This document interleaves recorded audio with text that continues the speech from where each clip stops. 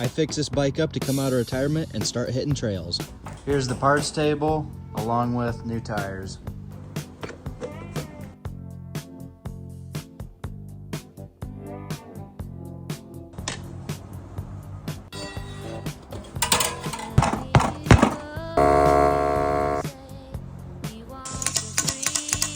The best way to get the old seals out was heat.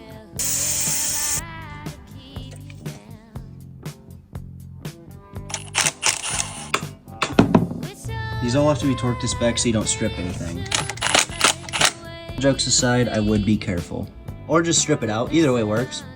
I rethreaded it and I'm putting a longer bolt in. I forgot it's actually supposed to be this bolt.